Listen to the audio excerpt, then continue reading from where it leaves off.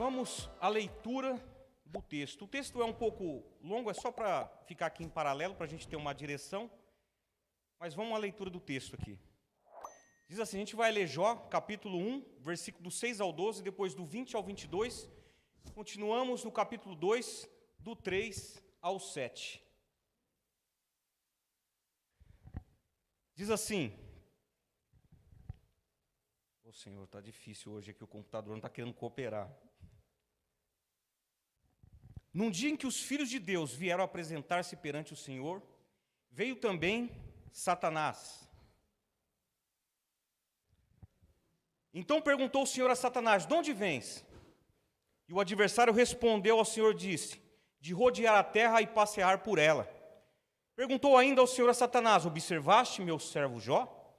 Porque ninguém há na terra semelhante a ele, homem íntegro e reto, temente a Deus e que desvia-se do mal. Então respondeu Satanás ao Senhor, porventura Jó debalde teme a Deus? Ou melhor, a palavra que se enquadra aqui, inutilmente teme a Deus? Então respondeu Satanás ao Senhor, a ele você cobriu a casa dele com a sebe, com bens, a obra de suas mãos abençoaste, e tudo que ele tem na terra multiplica. Estende, porém, a mão e toca-lhe em tudo quanto tem, e verás se não blasfema contra ti na tua face. Disse o Senhor a Satanás, eis que tudo quanto ele tem está em teu poder. Somente contra ele não estendas a mão. E Satanás saiu da presença do Senhor. Verso 20 e 22, do 20 ao 22.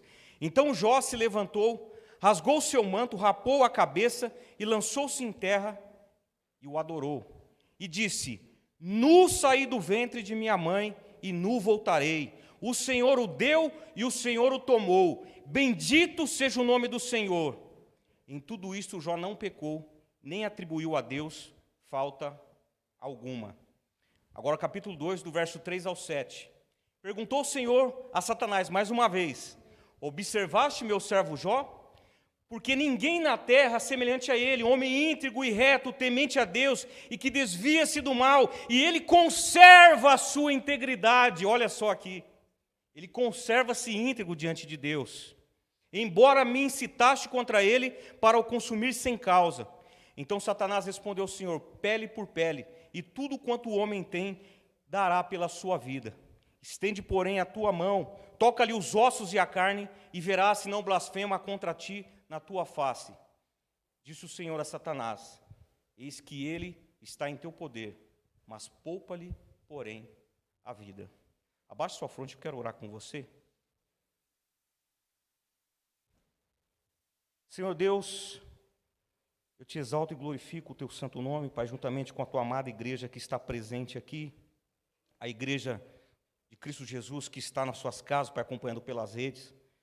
Peço que a sua boa mão seja com cada um, ó Deus, guardando-os, livrando, que nada venha, Senhor, tirar a atenção deles nesse momento, Senhor, mas que eles possam se debruçar e se voltar para a tua palavra, ó Deus. Eu oro, Pai, e peço que o teu Espírito fale por mim, fale, Pai, através da minha vida, na vida dos meus irmãos, Pai, que nós possamos sair deste culto, Pai, com as nossas vidas transformadas e com a convicção que tu és o Deus que tudo podes. Tudo podes. Amém. Aí diz a palavra, então, que Satanás saiu da presença do Senhor e feriu a Jó com tumores malignos, desde a planta do pé até o alto da cabeça. Acredito que não podemos imaginar o tamanho e sofrimento de Jó. Mas algumas coisas sobre esse personagem, no qual nós vamos refletir sobre ele nesta noite. Jó era um homem mais rico do Oriente. Ou seja, ele não era comparado a outra pessoa, ele era o mais rico.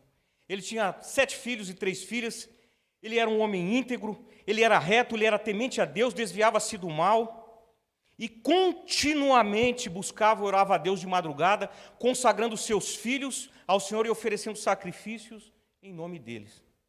O próprio Deus testemunhou que Jó era o homem mais piedoso daquela geração. Irmãos, uma coisa é eu falar de um amigo meu ou testemunhar de alguém, um mortal. Outra coisa É Deus falar contra o maior adversário das nossas vidas, falar o teu respeito. E é isso que Deus fala assim, ó, viste meu servo Jó, homem íntegro, reto, temente a Deus e desvia-se do mal. Só para nós entendermos, o homem íntegro, para se adequar à nossa realidade, é aquilo que você é quando está sozinho, com a porta do seu quarto trancada. Homem reto, aquilo que você é em público, quando todas as pessoas estão te vendo. Homem temente a Deus, eu acho que a expressão melhor é extremamente experimentado nos princípios da sabedoria. E o homem que se desviava do mal, que se desvia do mal, Jó era deliberadamente santo. Era comovente as pessoas olhar para a vida de Jó. Então, Satanás, entretanto, desafia a integridade de Jó. Então, Deus permite que ele interfira na vida de Jó, resultando na tragédia de Jó, a perda instantânea de seus bens, de seus filhos, toca na família, toca na saúde, e tem uma quarta aqui. A sua esposa vira as costas para ele, a pessoa que mais poderia o ajudar, que poderia se condoer juntamente com ele. Ele vê a mulher se apostatando de Deus, e ainda falou assim, amaldiçoa teu Deus, e morre. Ela não esperava mais nada dele. O que ele poderia oferecer? Ele tinha perdido tudo. Perdeu seus 10 filhos, está acometido de uma chaga mortal, e a mulher o abandona. Mas aí, a gente percebe que Jó era um homem que tinha uma visão diferente de quem era o seu Deus. Por isso que Deus dá o currículo dele para o próprio Satanás. E olha que interessante aqui, ó. Após a narração desses fatos, sucederam debates entre Jó e seus amigos, Elifaz, Bildade e Sofar, sobre a grandeza dos propósitos da divindade e sobre os mistérios da vida humana e a sua culpabilidade. Ao final, Deus assoma e repreende seus amigos, porque não falava aquilo que era reto de Jó. Mas aqui eu entro na temática. A temática é a seguinte: como ter ou como viver uma rica experiência de vida. Diga aí, como viver uma rica experiência de vida. Estão tendo a oportunidade de viver agora. Tem momento mais propício que esse? A gente não sabe o que vai acontecer. De uma coisa eu sei. Eu posso falar para vocês aqui, porque está escrito na palavra. E por alguma situação está aberto bem no local que eu não abri, que é em Jó 14, versículo 1. O homem nascido de mulher é de bem poucos dias e cheio de inquietação. Aí ele fala assim, ó, sai como a flor e seca, foge também como a sombra e não permanece. E sobre este tal abres os teus olhos, e a mim me fazes entrar em juízo contigo. Aí vamos para o versículo 5, que aqui é onde eu quero... Visto que os seus dias estão todos determinados, contigo está o número dos seus meses, e tu lhe puseste limites, e não passará além deles. Uma convicção que eu tenho é que Deus estabeleceu tempo em nossa vida. E uma outra coisa, Satanás não pode ceifá-lo, porque se ele for peneirá-lo diante de Deus, ele tem que pedir permissão. E onde fala capitão, não manda marinheiro. E eu posso até imaginar. Imagina só, uma pessoa enferma num leito de morte, sucumbindo, moribundo, e está ali às vezes acometido de um câncer, nós não sabemos, de uma doença neodegenerativa, ou até mesmo entubado com esse vírus terrível. Aí, de repente, posso ver os médicos ali deliberando, falando assim, olha, já não pode ser mais, não tem mais jeito. Já não há mais o que se fazer. Mas Deus, na sua onipotência, Ele olha e fala assim, não, todos os dias dessa pessoa estão comigo, eu sei e eu conto os meses. Então chegou o dia dessa pessoa se levantar. Chegou o dia do milagre, sabe por quê? Porque, tio Ney, quando você estava no hospital, todos os dias e seus meses estavam contados com o Senhor. E aí a gente olha e fala assim, o que é viver bastante na terra dos viventes? A única coisa que eu sei é em boa velhice. Uma boa velhice. E esse é o período determinado que Deus tem para os seus filhos. Em boa velhice. Então saiba de uma coisa, que seus dias estão contados com o Senhor, e dele não passarás. Então, não importa, não fique preocupado, o Senhor é Deus da sua vida, e Ele guarda a tua alma. Amém? Essa palavra, irmãos, essa temática, ela não baseia-se em apenas falar do sofrimento, mas aqui é uma advertência para que nós possamos repensar a maneira que nossas crenças e os nossos embasamentos na palavra possa desconstruir tudo aquilo que é antibíblico e mostrar o quanto Deus acredita em nossas experiências. Sabe por que tudo aquilo que é antibíblico? Porque está cheio de falácia aí, cheio de inverdades, cheio de mentira, e às vezes a sua vida está sendo regida por esses sinais, e eles são enganosos. Mas aí, quando pensamos ricamente numa experiência de vida, em ser ricamente experimentados em nossa vida, eu posso imaginar, com o sentido de valermos de toda sorte de boas experiências.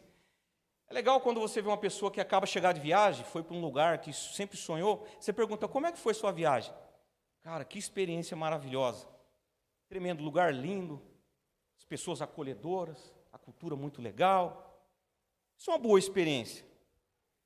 Mas percebe que a gente sempre quer as coisas melhores de se vivenciar. Que bom que fosse que somente desfrutar das melhores situações, mas há uma advertência direta para cada um de nós. Ao contrastar, certamente, se pudéssemos escolher, seria sem dúvida aquilo que mais nos deixa confortáveis. Mas a grande verdade é que Deus não trabalha assim. Você já percebeu, se Deus trabalhasse dessa maneira, nós só viveríamos de boas emoções. Mas aquilo que faz com que nós mudemos a forma de pensar, tudo aquilo que é desconfortável, desagradável, somos obrigados a reagirmos de uma maneira diferente, uma maneira típica que você nunca fez. Por vezes empregamos um esforço maior, sendo mais cuidadosos, mais disciplinados, e automaticamente temos que nos aventurar em terreno desconhecido. Acredito, amados, que uma rica experiência de vida, ela se baseia pelo menos em dois aspectos muito simples e comuns na vida de qualquer pessoa, de qualquer um. Mas quando nós estamos no trajeto, percebemos que há as suas complexidades, as suas dificuldades. O primeiro deles se chama preparação. Diga aí, preparação.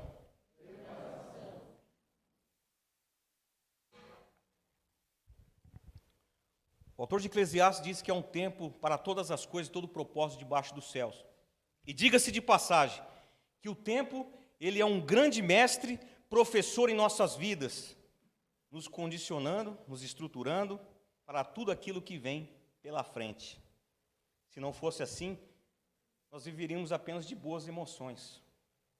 A preparação, ela é uma virtuosa aliada a todos aqueles que a se submetem. Então, a sua preparação é algo tão importante na sua vida, porque isso vai ressignificar o que você vai se tornar lá na frente para a glória de Deus. Então, aqueles que submeterem a viver para a glória de Deus, certamente a sua preparação vai ser extremamente eficaz e poderosa na terra. Posso ouvir um amém aí? Amém. Inevitavelmente, se houve uma preparação, haverá também o dia da estreia, o dia da sua exposição. Acha que vai ficar só sendo preparado e fazer nada mais? Não, Deus vai colocar você à mostra. Acompanha comigo, a ação do tempo em nossas vidas, o processo de maturação se cumpre. E aí, como Deus disse a Elias, lá em 1 Reis, capítulo 18, versículo 1, assim, vai e mostra-te, Acabe. Quem tem almeja aí, já orou a Deus, falou assim, eu quero ser profeta, Senhor. Levante sua mão, não tenha medo não. Eu já fiz essa oração já. Alguém já orou dessa maneira? Eu quero ser profeta. Mas olha só, você vai repensar agora. A Bíblia não fala muito sobre Elias. Fala assim, Elias do Tesbita ou Tisbita dos moradores de Gileade. Aí diz que Elias aparece diante do rei, fala assim, ó, vive o Senhor, cuja face estou, e aí ele prega a primeira profecia, que em 3 anos e 6 meses não vai cair uma gota de orvalho, não vai chover. Aí o cara prega a primeira, né? Aí Deus fala assim, ó, sai daí agora que eles vão te matar, foge, e se esconde, fica lá no arroio de Querite. Irmãos, quem quer ser profeta assim, você prega a sua primeira profecia. A mesma coisa eu chegar aqui dentro da igreja e falar assim, olha, é isso, e é algo ruim. Vocês vão deixar eu pregar aqui de novo? Vocês vão mandar um tijolo em mim aqui. Mas olha só, e ele vai para o arroio. E ele aprende a viver miraculosamente diante de Deus. Ele aprende a esperar em Deus, onde ele vive por um período, bebendo do arroio de Querite, e os corvos o alimentavam. Que coisa, é algo muito complexo para a nossa mente. Você espera lá que os corvos vão trazer o churrasco para você. E de repente ele tem que depender da mão de uma viúva. E aí Deus o ensina a ouvir a voz. E olha que interessante, antes de Elias, Deus não ressuscitou ninguém, pois foi através do ministério de Elias que ele ressuscita o filho da viúva. Olha que preparação. Aí de repente, depois de dias que passaram, Deus falou assim, agora você vai e mostra-te. Olha só o que Deus está falando nessa noite aqui. Preparação está difícil, né, irmãos? Às vezes a gente não quer aceitar. Mas se prepara. Porque está chegando o dia que Deus fala assim, vai e mostra-te. Mostra-te. E não é mais no seu poder, não, o que você conhece. É no poder do braço forte do Senhor na sua vida. É isso. E aí, se nós fizermos uma varredura na Bíblia Sagrada, sobre os grandes homens e mulheres de Deus, nós notaremos que todos eles têm pelo menos 2 pontos em comum, que é a preparação e exposição, a junção das palavras, nós somos preparados para agir. E eu vou citar aqui alguns homens e as suas trajetórias. Eu não posso citar todos, porque são muitos, mas eu escolhi 3 do Antigo Testamento e 3 do Novo Testamento, tá? E o primeiro deles, gostaria de citar todos, porque cada um tem uma experiência rica e poderia nos ensinar sobre muitas coisas. Mas o primeiro que eu escolhi foi Moisés, que era um destacado estadista, escritor, legislador do mundo antigo, também foi general e sucessor do trono egípcio por ocasião de sua fuga registrada em Êxodo, no capítulo 3. Foi responsável por comandar a saída do povo hebreu do Egito, sendo o principal líder da nação emergente. Também foi conhecido como o homem mais manso da terra, conforme está no livro de Números, no capítulo 12. E a sua vida, a sua história foi dividida em 3 partes, né? De 0, ou melhor, do nascimento aos 40 anos, foi instruído na cultura egípcia, e diga de passagem que foi, naquela época, considerado o principal império tecnológico e científico. Ele foi instruído lá. Depois dos 40 aos 80 anos, lembra que ele fugiu para o deserto, foi para o deserto de Midian, foi apacentar ovelhas. Olha só que preparação. Era um cara que tinha tudo para ser o sucessor, ter um cargo alto no Egito, e de repente ele se vê apacentando ovelhas nas terras de Midian. Mas tudo isso era uma preparação, dos 80 aos 120 anos, liderando o povo na jornada para a terra prometida. Segura aí agora. Deuteronômio 34, 10 e 11, diz que Israel nunca mais se levantou o profeta como Moisés, a quem o Senhor conheceu face a face, e que fez todos aqueles sinais e maravilhas que o Senhor tinha enviado para fazer no Egito. Teve uma boa preparação, será? A segunda trajetória, eu gosto muito desse personagem, Davi. Foi o segundo e mais famoso rei de Israel. Antes havia sido pastor, soldado, cantor e músico, né? Eu me identifico porque eu sou músico, então tem uma relação de se identificar, né? Música e tal. No registro histórico, ele é conhecido como homem segundo o coração de Deus, homem suave em salmos. Olha só. De quem recebeu a promessa de sempre ter um descendente no trono em sua dinastia. E um fato bastante interessante é que Cristo na Bíblia é chamado de filho de Davi, E esse fato ele é bastante contundente e significativo, tendo em vista que o rei Davi também cometeu graves pecados, como adultério e assassinato, mas aqui vem a diferença, porque ele se tornou um homem segundo o coração de Deus. Ele foi inigualável em sua conduta de arrependimento e contrição, tendo sido por isso o aceito por Deus e se tornado figura exemplar para aqueles que carecem de misericórdia. Agora, eu quero citar um segundo profeta. No caso, eu poderia falar dos maiores, eu poderia citar tanto Ezequiel quanto Isaías, que foi o profeta messiânico, poderia citar também Daniel, mas domingo passado o pastor Alexandre falou algo aqui sobre Jeremias, e eu quando estava estudando a respeito, eu falei, esse ministério aqui não é para qualquer um não. Jeremias ele ficou afamado como o profeta chorão, mas sabe por quê? Como o pastor Alexandre disse aqui, que não houve carga maior sobre a vida de um homem, um ministério como o de Jeremias. Olha só, foi um profeta que advertiu o povo de Judá antes do cativeiro babilônico. Seu livro é um dos maiores da Bíblia e registra acontecimentos que marcaram a deportação. Olha, já começa aí. Aqui vem, acho que o cargo, o fardo pesado. Jeremias foi chamado por Deus para recomendar ao rei e ao povo que aceitassem a ser escravos na Babilônia, porque isso era o juízo divino para castigar Israel pelos seus pecados e idolatria. Eu sou profeta de Deus, eu carrego uma mensagem comigo. Você quer ser cativo na Babilônia? Ó rei, você quer ser cativo na Babilônia? Quem pode pregar uma mensagem dessa aí? Acaba o ministério aí de pregar nas igrejas. E aí foi proibido por Deus de casar e ter filhos, e seu ministério foi aprisionado, lançado num posto, acusado como traidor, e veio a morrer depois que suas predições se cumpriram. Acho que o que é mais importante, mesmo que o profeta tenha uma mensagem dura, o que mais importa é que todas as suas palavras em Deus elas se cumpram.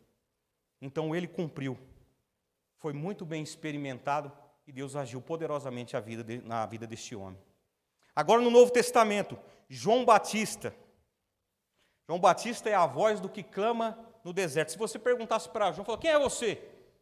Eu sou a voz do que clama no deserto. João sabia quem ele era. João, ele já tinha algo determinado por Deus e ele tinha essa convicção. Segundo Cristo, João foi o maior entre os nascidos de mulher. Em Mateus 11:11 está relatado. Sua missão esteve entre as mais nobres concedidas aos mortais. Preparar o caminho do Messias. Não é qualquer tarefa. Depois, nós temos a vida de Paulo. Mestre, escritor, assíduo, foi convertido na estrada de Damasco, quando ia com a missão de prender os cristãos naquele dia. Você percebe que a conversão de Paulo é algo, tem uma representativa, uma significação super importante, que muitos, através dos discípulos, conheceram a Cristo, mas com Paulo, a manifestação, a teofania de Cristo ali, ele teve um contato diretamente, eu sou Jesus a quem você persegue, percebeu isso? Mas olha só, Paulo tornou-se um arauto do Evangelho de Cristo, pregou aos judeus, gentios, destacando-se com esse grupo. Graças a Paulo, hoje nós estamos enxertados. Nós estamos vivenciando a promessa do reino de Deus nas nossas vidas através da vida desse homem, que foi escolhido por Cristo. Também foi um dos apóstolos que mais sofreu, tendo sido açoitado, apedrejado, espancado, algumas vezes em suas campanhas missionárias, na maioria das vezes na mão do próprio povo judeu. Quem quer uma experiência dessa de vida aí? Ergue sua mão. É difícil, né, irmãos? Porque eu também entro em confusão aqui. O servo de Cristo, então vira lá suas costas, vou dar uma chibatada. Mas por amor de Cristo, ele sabia o que estava acontecendo na sua vida e sabia do seu chamado, da sua preparação e o tempo da sua exposição. E algo super interessante, depois da conversão dele, a gente acha que ele já saiu, teve alguns anos para chegar até onde ele chegou ali, tá? Bom, ele discorreu sobre inúmeras coisas, deixou uma mensagem poderosa em suas cartas, sobre a justificação, a eleição, os dons espirituais, a lei do novo reino, o estabelecimento da igreja de Cristo, Mensagem esta que foi o diferencial para distinguir o cristão da nação judaica até os dias de hoje. Olha só que coisa incrível. E agora não poderia deixar de fora o principal e o maior, excelente. Para você ter uma ideia, o próprio Paulo, sendo quem era, reconhece isso.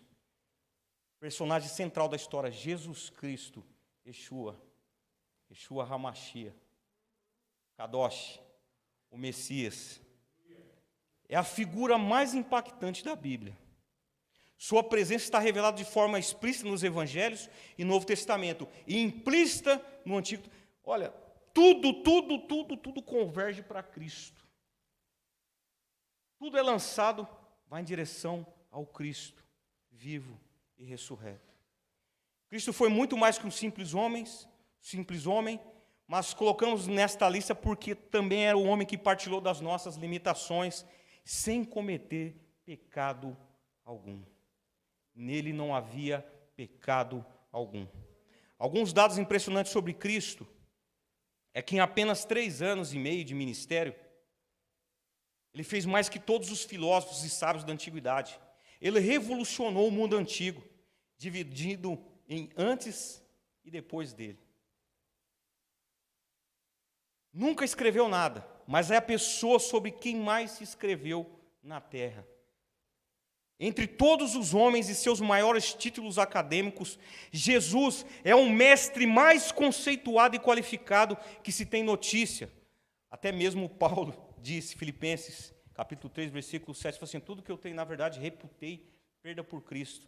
Aí no versículo 8 ele diz assim, na verdade, tenho também por perda todas as coisas pela excelência do conhecimento de Cristo Jesus, meu Senhor, pelo qual sofri perda de todas essas coisas e as considero como estrume. Paulo falou isso para poder ganhar a Cristo. Ele está reconhecendo aqui algo indubitavelmente acima das considerações, dos pensamentos e dos planos humanos. E aí um dado mais incrível, que eu acho que nenhum outro personagem, todos os grandes personagens que representam as mais variadas religiões, a grande verdade é que eles jazem em seus túmulos, em suas tumbas. Mas Cristo, lá em Jerusalém, tem até um clipe do Diante do Trono, que eles...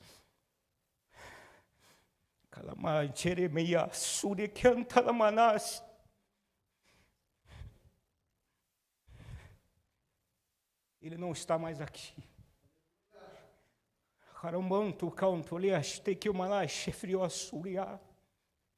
Ele ressuscitou. Ele ressuscitou e intercede por cada um de nós. Ele vive para sempre, pelos séculos dos séculos. Cristo vive. Irmãos, fica de pé e aplauda o Senhor aí, porque isso não é nada. Aleluia.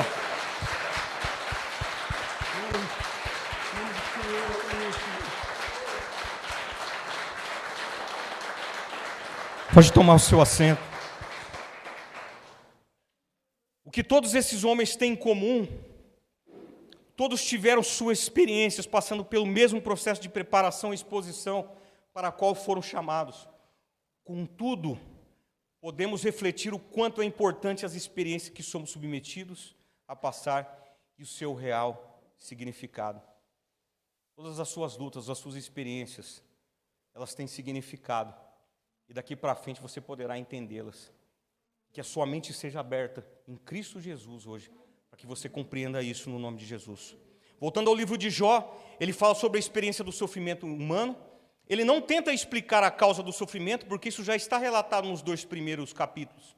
Sua principal função é fazer o ser humano compreender o que fazer diante do sofrimento que é inevitável, seja pela força das circunstâncias, seja pela permissão de Deus, ou no contexto de grande conflito entre Cristo e Satanás. Então, baseado no livro de Jó, como podemos tirar proveito dessas situações adversas podem nos ocorrer.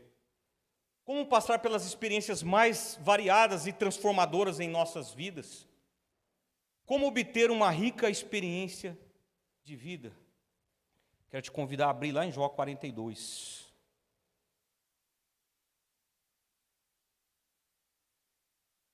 Então, o primeiro tópico aqui é reconhecer a onipotência de Deus. Diz assim, Jó, capítulo 42, verso 1 e 2. Então respondeu Jó ao Senhor e disse, bem sei eu que tudo podes. Repita comigo só o versículo 2, aí a parte A. Bem sei eu que tudo podes. Reconhecer a onipotência de Deus. Às vezes a gente, o que é ser onipotente? A onipotente já tem todo o poder. Mas é muito vago, é muito superficial. Eu vejo assim, atribuir a Deus toda a excelência do poder em momento de grande sofrimento em nossas vidas. Diga-me de passagem, como diz um dos pregadores aí, assim, quando tudo me vai bem, é fácil você reconhecer a onipotência de Deus. Mas quando você está no vale, quando você está doente, quando as coisas não vão bem na sua casa, aí que é a hora de você reconhecer a onipotência de Deus. Só Deus, queridos, amados irmãos, possui esse atributo, somente Deus. Jesus diz assim, todo o poder me foi dado nos céus e na terra. Só quero lembrar para vocês que Satanás será destruído apenas com o sopro da boca de Yeshua HaMashiach, de Jesus. Que poder é esse? Magnífico. Para Deus não há limites, Ele faz tudo o que lhe apraz. E quando nós nos voltamos para esse texto em especial, Jó, ele fez 3 coisas. Se nós olharmos todos os 42 capítulos, nós vamos perceber que ele fez 3 coisas. Primeiro, ele perguntou. Segundo, ele se queixou. E terceiro, ele se defendeu. Porque você já imaginou? O próprio Deus dá o currículo dele.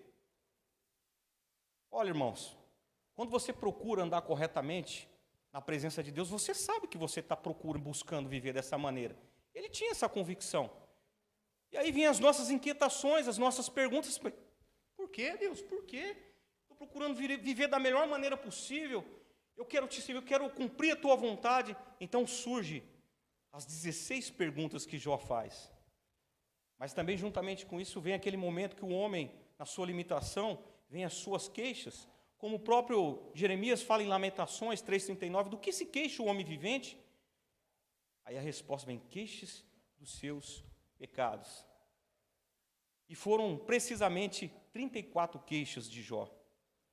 Em seguida de apenas um silêncio de Deus. Não há respostas para Jó nesse momento. De repente Jó se vê no fundo do poço do desespero, e ele arranca do peito, ele insurge num brado de esperança e reconhecimento do Todo-Poderoso. Em Jó 19:25 ele diz assim, porque eu sei que o meu Redentor vive e que por fim se levantará sobre a terra. Olha só, preste atenção. As desgraças, os infortúnios, as calamidades, elas estão aí. Nós estamos vendo aí a olho nu. Mas mesmo diante de todo esse cenário que deixa a gente aterrorizado, eu tenho uma convicção que é como a de Jó. Bem sei eu que Deus tudo pode. Ele pode resolver todas as situações possíveis. Olha, amados, não há nada que façamos ou algo que possa acontecer no mundo que venha surpreender a Deus. Mas a convicção da onipotência de Deus, da sua magnitude, do seu poder, da sua soberania, da sua grandeza, jamais vai falhar na sua vida. Jamais. E há uma importância em reconhecer sobre a onipotência de Deus. Sabe? Por quê? A importância de reconhecer a importância de Deus muda a sua visão. Olha só que interessante. A visão que você tem a respeito da grandeza de Deus determinará o tamanho de seus problemas. Se você tem uma visão de um Deus frágil e pequeno, certamente os seus problemas serão muito grandes.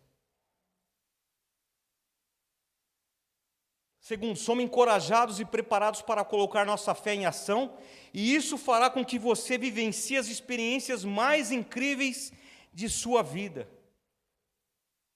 Vivemos de fé em fé e vivemos de glória em glória. Creia que Deus tudo pode.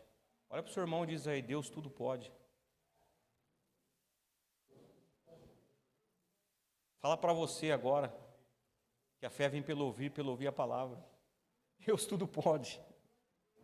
Terceiro, subtópico, a onipotência de Deus cria memoriais em sua vida, para testemunhar do manifestar do poder de Deus. Vou contar um testemunho aqui para você, eu já contei isso aqui uma vez, isso veio fortemente no meu coração para me compartilhar.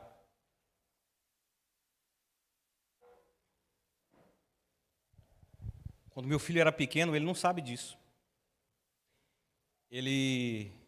A Carol foi recolher roupa no varal, e ela deixou ele no bebê conforto. Eu deixei no braço do sofá na sala da minha casa. E era uma criança ali que se movimentava muito, e eu pensei que ele estava dormindo. Aí, de repente, eu saí, fui para o quarto, para mim, acho que foi pentear o cabelo, não sei, foi passar um perfume, e, de repente, eu escuto um barulho no chão. Quando eu volto à sala, meu filho, ele virou de cabeça e caiu. Irmãos, Deus conhece a fragilidade de um homem num momento como esse. Eu não sabia o que fazer. Eu, extremamente ali preocupado, com meu filho, todo indefeso, inofensivo, a única convicção que veio a mim foi de clamar aos céus. Eu peguei meu filho nos braços, eu falo isso para a glória de Deus, para que você saiba que o falar língua estranha e o manifestar do Espírito na sua vida é algo tão real e poderoso que você não tem ideia. Quando eu peguei meu filho tremia, de assustado. Na hora que eu fui clamar pelo Senhor, eu não posso falar para vocês que língua estranha que foi, como eu falei, porque eu não lembro, é inefável, é inexprimível, mas uma convicção que eu tinha dentro de mim, que é aquela mesma palavra de Romanos 8, sunanti lambalomai. Deus coloca o seu Espírito dentro de nós, entende o que está acontecendo, e Ele clama pelo idioma que só Deus entende. Eu chamei por um nome, que até hoje eu não consigo pronunciar, quantas vezes eu já botei e falei assim, que nome foi esse para mim poder um dia da minha angústia, da dificuldade, da adversidade, eu posso chamar, mas foi só para aquele momento em especial. E aí, minha esposa chegou, ela viu, ela ficou muito brava comigo, falou, como é que você faz isso, você deixa o nosso filho? Mas hoje eu entendo que foi para a glória de Deus, porque nós levamos o nosso filho no médico, não aconteceu nada, e por isso eu tributo toda a glória a Deus, ao nosso Senhor, que atende o clamor de um pai fragilizado, um pai que não tem o que fazer, e naquele momento eu entendo que o Espírito orou por mim naquele momento.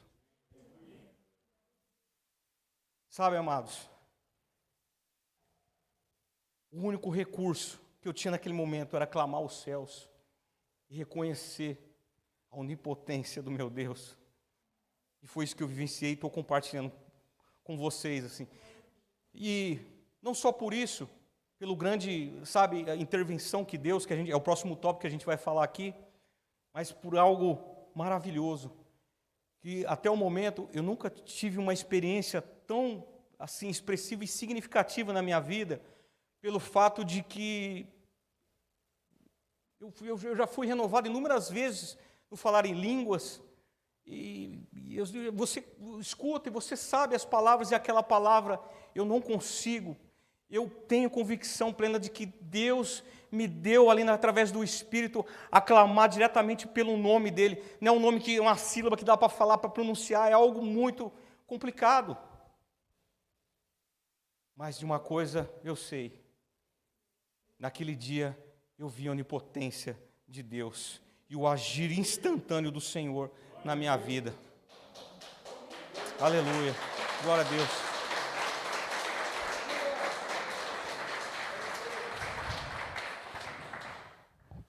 Bom, nós acabamos de ver sobre a onipotência de Deus.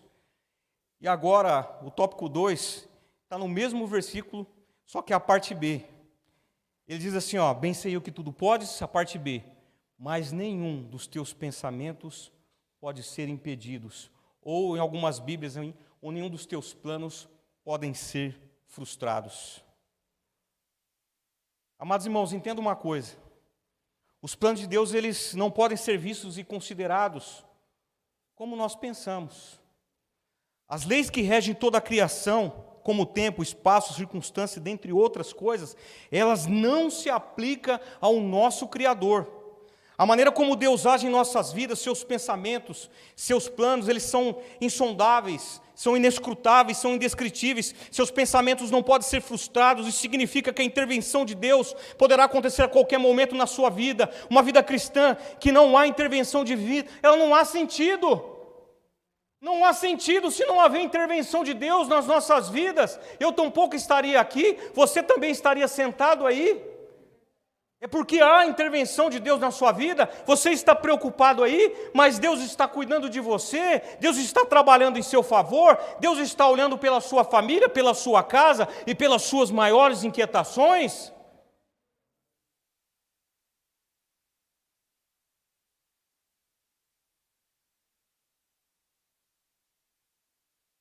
Seus pensamentos, eles não podem ser frustrados. Isso significa que Deus, no momento que você entender a sua onipotência, que você entender que não é algo qualquer, tem todo o poder, Ele tem todo o poder, não. É algo digno de você refletir, de você buscar conhecimento na palavra e falar assim, Deus, como eu sou pequeno, como eu não consigo compreender de tais coisas, como já disse aqui, é maravilhosíssima para mim. Revela, Senhor, o teu querer, apresente-se diante de mim e me ensina o caminho que eu tenho que seguir. Diante da intervenção de Deus, você se torna uma nova pessoa. Diante da intervenção de Deus, pessoas vão contar a sua história. Diante da intervenção de Deus, o seu testemunho vai ser dito ou vai ser falado em algum lugar. Diante da intervenção de Deus, o seu testemunho vai trazer pessoas para Cristo, porque eles vão querer viver como você vive. Isaías 43:3 diz, ainda antes que houvesse dia, eu sou. Ainda antes que eu lançasse os firmamentos, espalhava as águas e calculava nas palmas das minhas mãos. Quando eu colocava as estrelas no firmamento, Deus está falando que eu sou Deus sobre a sua vida. E não há ninguém que possa fazer escapar das minhas mãos. Quem pode ir lá tirar das mãos de Deus, amado? Operando Deus, quem pode impedir? Nem mesmo a muleta caindo não pode impedir. E a muleta da Tami não pode impedir.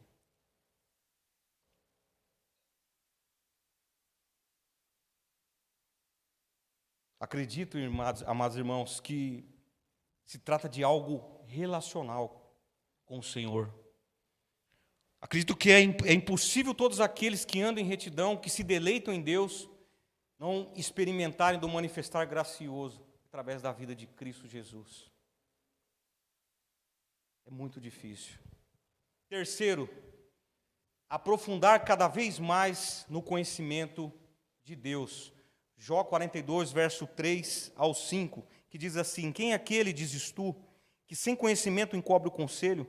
Porque isso falei do que não entendia, coisas que para mim eram maravilhosíssimas e que eu não compreendia. Escuta-me, pois eu falarei e te perguntarei, e tu ensina-me. E tu ensina-me.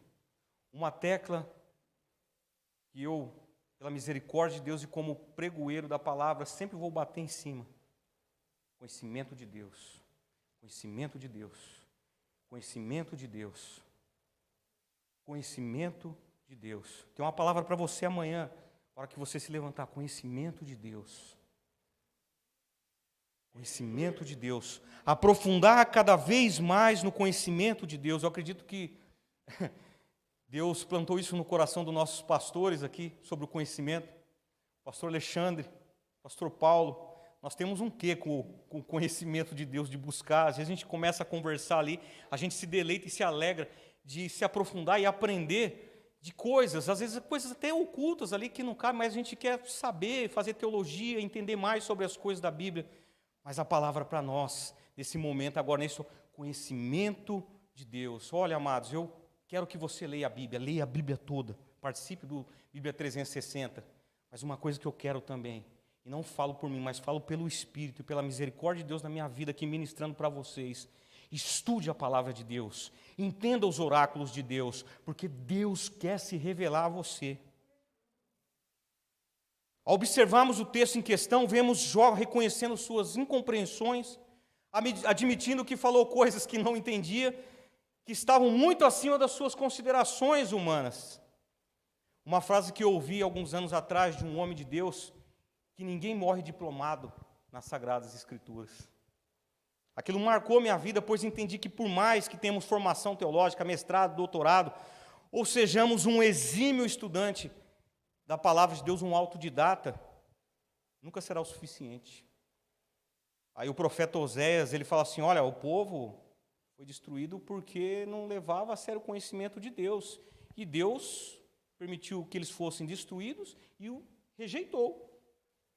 Mas aí no capítulo 6, no verso 3, ele dá o caminho das pedras para mim e para você aqui, e para o povo da época. Oséias capítulo 6, versículo 3. Conheçamos e prossigamos em conhecer o Senhor. Se trata de uma vida toda na busca pelo verdadeiro conhecimento de Deus. Sabe, eu quando estudei os 3 anos no seminário do IBBC, quando eu saí de lá, que terminou tudo, eu lamentei muito, porque eu queria continuar estudando, mas quando eu saí de lá, eu tinha uma convicção. Falei assim, agora eu vou cair dentro mesmo, na Bíblia mesmo, e eu vou debruçar, e vou estudar, e vou... Por quê? São muitas situações que nós vamos passar, e muitos conhecimentos em Deus que temos que adquirir. Porque a Bíblia, ela nos permite, sabe? Ela nos dá todas as saídas da vida. Todas as saídas da vida. Aí alguém pode aí falar assim, né, ser contundente, mas para a morte não tem jeito. Fala assim, tem. A morte tem também. Porque aquele no qual, quando nós compramos a Bíblia, vem juntamente conosco, que inspirou todas as Sagradas Escrituras serem escritas, ele pergunta, aonde está, ó morte, o teu aguilhão? Aonde está? E aí aprendo que diante de nós permanecemos no conhecimento e prosseguir no conhecimento, Deus, Ele quer que nós anseiemos e almejemos o conhecimento de Deus, para desfrutar de sua beneficência e de seus resultados. Aqui vão 3 subtópicos. Já estou terminando, tá? Pastor, hoje eu vou quebrar aquele... Estou acabando. Primeiro resultado de sua beneficência e conhecimento de Deus, comunhão. Um homem sem comunhão com Deus na vida está entregue ao léu da sorte deste mundo e suas sentenças. É como um barco à deriva aí, sem o timoneiro. Você não sabe para onde está indo. Mas os que temem o Senhor vão desfrutar de sua paz, de sua alegria, que o mundo não pode oferecer. Está em Deus. Está em seu Espírito que habita e mora dentro de você. Posso ouvir um amém aí? Deus colocou em nós um desejo pela eternidade. E presta atenção, é nesta comunhão que estamos indo para lá. Você acha que a sua comunhão é à toa? Vou melhorar aqui um pouquinho. Salmo 15. Você é o cidadão dos céus. Está passando por aqui somente. Sua comunhão vai te levar para a eternidade. Consagração. Quanto mais nos aprofundamos em Deus, em sua palavra, mais parecidos imitadores de Cristo nos tornamos. Isso é tão evidente, tão perceptível, que até mesmo os descrentes notarão. Eu acho que aqui, todo mundo já passou por uma experiência, e falou assim: eu percebi que você é diferente, você não é desbocado, você é comedido nas suas palavras, você tem uma palavra de sabedoria. Aí você fala assim: vive não mais eu, mas Cristo vive em mim. Acho que é a melhor resposta, né? Vive não mais eu, mas Cristo vive em mim. Revelação. Existem coisas, preste atenção nisso aqui. Existem coisas que são somente para os filhos de Deus. Quando somos participantes de uma comunhão com o Senhor, Ele quer se revelar a nós, manifestar a sua graça, mostrar o profundo e o escondido, guiar-nos pelas veredas da justiça, instruir-nos com os mais sábios conselhos. É só para aqueles que aceitam viver como filhos de Deus. Onde estão os filhos aqui?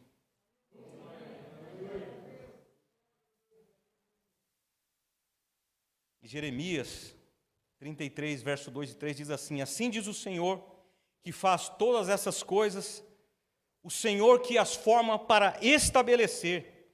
Senhor é o meu nome.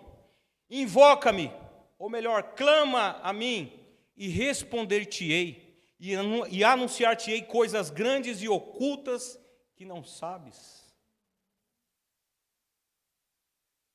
Já pensou numa revelação? Coisas que você não sabe, não tem controle.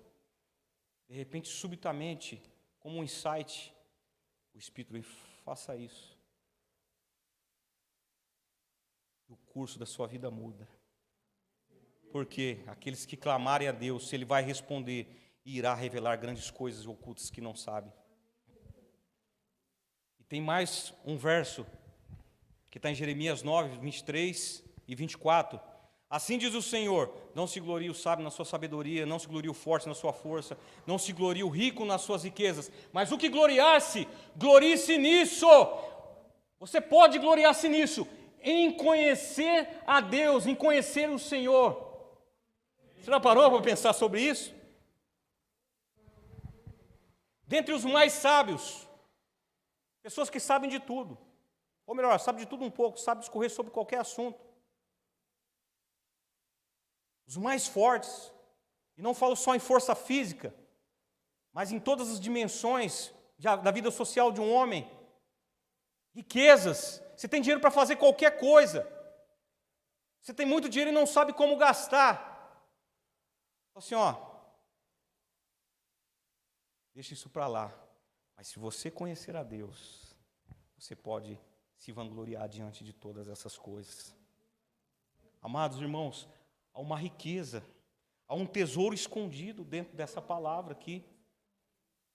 Ele fala assim: em me conhecer e saber que eu sou o Senhor, que faço misericórdia, juízo, justiça na terra, porque destas coisas me agrado, diz o Senhor. Quem quer uma revelação de Deus? E quarto e último, finalizo com isso: mergulhar em um nível de intimidade maior acima daquilo que pensamos e imaginamos. Eu acho complicado, a minha mente ainda está em choque, porque se tratando de Jó, é complicado. Mas Jó 42:5 diz: com o ouvir dos meus ouvidos ouvi, mas agora te veem os meus olhos. Jó era um homem íntegro, ele era reto, ele era temente a Deus, ele desviava-se do mal, um homem que verdadeiramente conhecia seus atos, um homem de Deus, um homem de comunhão, consagração e de dedicação ao Senhor. No entanto, depois de uma profunda experiência com Deus, depois de diálogos, embates profundos, Deus responde a Jó com 70 respostas retóricas. 70 respostas eloquentes que o homem não dá para poder refutar e nem tentar dialogar ali, porque não dá. É acima das considerações humanas, de todo o intelecto, de toda a habilidade de falar. Jó tem uma nova visão da sua realidade, não é mais o mesmo de antes. E ele diz: com o ouvir dos meus ouvidos ouvi, mas agora te veem os meus olhos. Ou, se você preferir, antes eu te conhecia, de ouvir falar, mas agora de... Sabe, uma certa vez, uma criança de 5 anos passeava com o seu pai no parque, e aí, o papai conversando com o seu filhinho, e eles desfrutando, e a criança com 5 anos, ela é muito aguçada, ela brinca, ela salta, de repente, a criança vem no seu doutorado, né, mirim, e fala assim para o seu pai: papai, de que tamanho é Deus? Aí o pai todo desconcertado, né, engole e fala assim, o que eu vou falar para esse menino agora? E ele fica sem palavras. Aí de repente, ele escuta o sonido de uma turbina, de um avião, muito distante. E ele fala assim: olha filho, olha aquele avião. Você está vendo? Você está ouvindo? Fala, pai, eu estou vendo, mas é... Assim, aí o pai pergunta: que tamanho que é esse avião? Aí o filho fala assim: nossa pai, é muito pequenininho. Pequeno.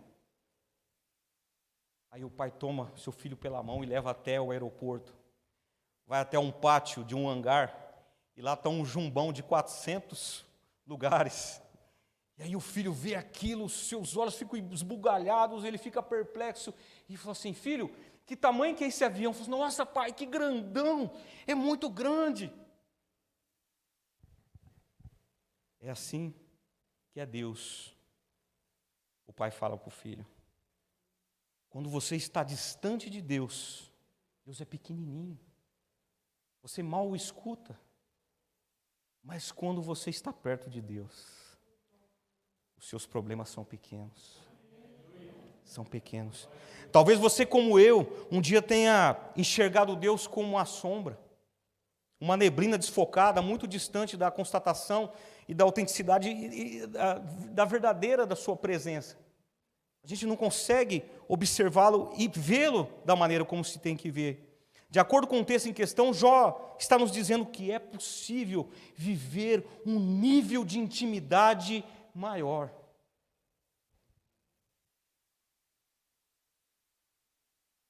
Um nível de intimidade maior.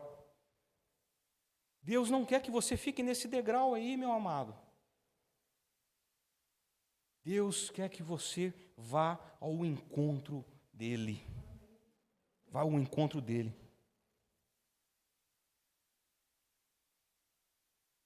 Olha, certamente perceberemos de fato que Deus, Ele é amoroso, Ele é misericordioso, Ele é bondoso, nos ama e sempre estará ao lado daqueles que buscam intimidade com Ele.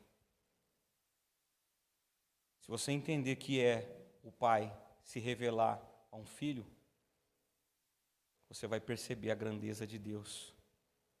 Ainda Jesus fala assim: olha, vocês sendo maus, sabem dar boas coisas aos filhos. Agora imagina o pai que é bondoso. Um dos atributos de Deus, que Deus é bom o tempo todo. Deus é bom agora. Deus é bom agora. Depois Ele é bom. Na história Ele foi bom. Ele está sendo bom em todo o instante. Deus não negará bem algum aos que andam em retidão, aos que têm prazer, aqueles que se deleitam nele, sabe? Aqueles que acordam pela manhã e falam: Senhor, eu te louvo, te glorifico, te agradeço por este dia, te agradeço, Senhor, por mais que as coisas estão difíceis aí fora, o Senhor continua sendo meu Deus, está me guardando, está abençoando a minha casa, livrando a minha família. Deus cuida dos seus. Para concluir, reconheça a onipotência de Deus, espere por sua intervenção, aprofunde-se no conhecimento de Deus e mergulhe no nível de intimidade maior que você possa imaginar. Se trata de uma intimidade que você desconhece. Você só vai perceber quando você estiver desfrutando dela. Amém? Abaixe sua fronte e vamos orar e agradecer a Deus. Senhor, eu te louvo por esta palavra, engrandeço o teu santo nome, porque tu és bom.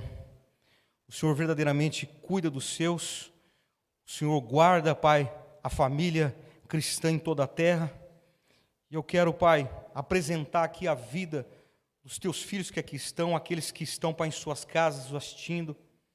Deus, em nome de Jesus, Que o Senhor possa abençoar poderosamente na individualidade de cada um aqui, suas casas, suas famílias. Senhor, aumentar, Senhor, a expectação de que coisas grandes, Pai, acontecerão na vida de cada um deles, ó Deus. No nome de Jesus, Pai, visita cada um agora em seus lares. Pai, visita aqueles que estão, Pai, nos hospitais agora, Senhor.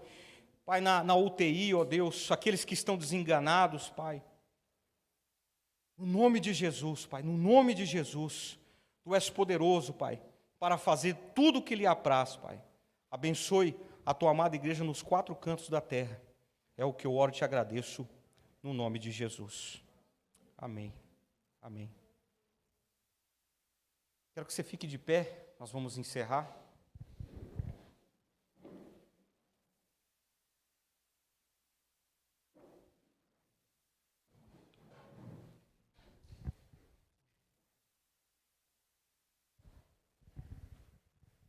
Estenda suas mãos, que o poder de Deus, a graça do nosso Senhor e o incomensurável amor de Deus seja sobre a vida da igreja e todos possam dizer amém, amém, amém. Deus abençoe a sua vida poderosamente. Vão na paz do Senhor. Amém?